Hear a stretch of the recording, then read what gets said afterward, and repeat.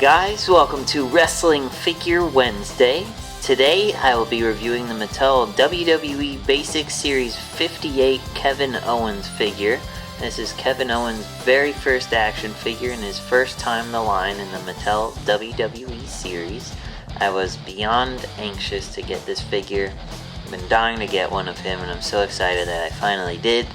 Special thanks to my friend Michael, who sold him to me. You could get one currently on ringsidecollectibles.com, and I'm sure it will be out in stores soon enough, but it is not out just yet. Maybe by the time you're seeing this it is, but not yet. But this figure looks great, and let's take a look at it fresh in the packaging. So as you can see, there's a picture of Kevin Owens there. It says first time in the line. It says Kevin Owens and it has the yellow band for NXT. You can see it behind him there as well. Here's Kevin Owens in a standard pose with the WWE logo engraved in the bubble of his box. Looking at the back of the box, this is a series that has 9 figures in it. I'm not sure how often Mattel is going to be doing this, but it is still pretty cool that they included so many new figures in one set. It says recreate the action of WWE. Also in the set is John Cena, Undertaker, Stardust, Bad News Barrett, Fandango, Bailey, Lana, Edge, and Paul Orndorff, and then at the bottom is just some company information. So that being said, let's take a look at him fresh out of the packaging. Alright guys, so here we have the basic 58 Kevin Owens figure fresh out of the packaging. Overall I'd say it's a pretty nice figure. There's a few little complaints that I have with it. The first thing I would say is probably his arms look really long, and that might just be because his shirt is tucked in rather than hanging over his shorts like it does in real life. They did that obviously because they didn't give him a rubber shirt.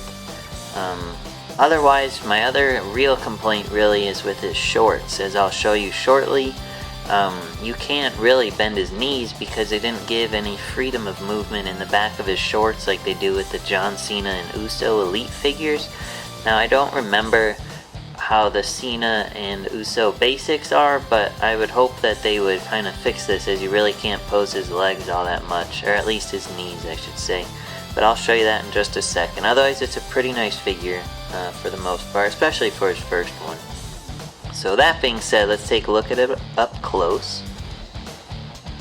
So as you can see, here's his new head scan and his very first scan. I think it looks pretty good, honestly. He's got a serious look on his face.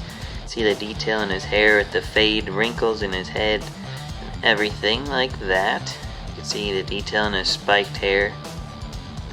So it looks pretty good. It's a ball jointed head that goes up and down as well as left and right. The collar on his shirt is molded so it feels like he's wearing a shirt, and it has his KO logo there and the NXT logo on the back with the little WWE logo in the middle. Now when I first saw this figure in the packaging, I thought mine had a bunch of scuff marks on it if the camera could pick it up, but I guess looking at other pictures of other people's that they're all that way, so don't be worried at the store that you got a bad paint job, because it looks like all of them are like that.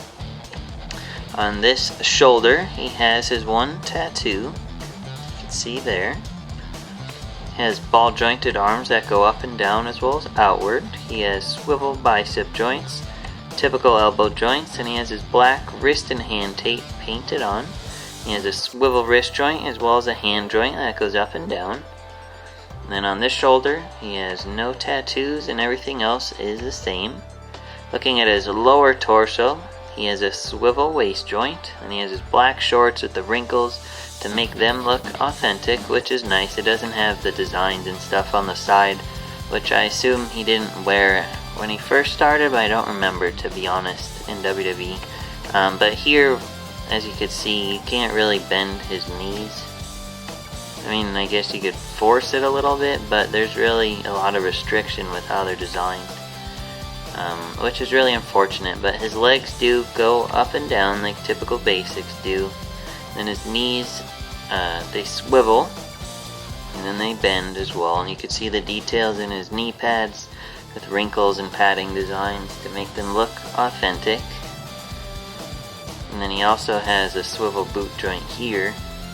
And they did paint his leg black like the socks that he wears. And then you can see the detail in his boots with the laces and wrinkles. And then he just has a typical ankle joint that goes up and down.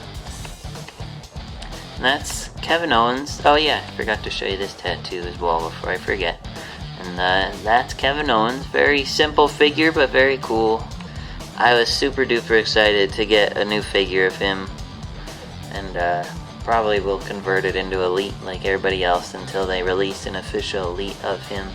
But you could get it on ringsidecollectibles.com currently, and I'm sure it will pop up on Amazon and at the store very soon as well. So yeah, thanks for watching. Be sure to like Wrestling Figure Wednesday on Facebook to suggest future views you'd like to see me do, and I'll see you next week. Thanks.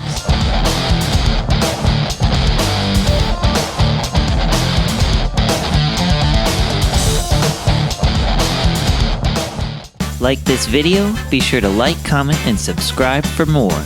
And check out my latest videos. For all your wrestling figure needs, check out ringsidecollectibles.com.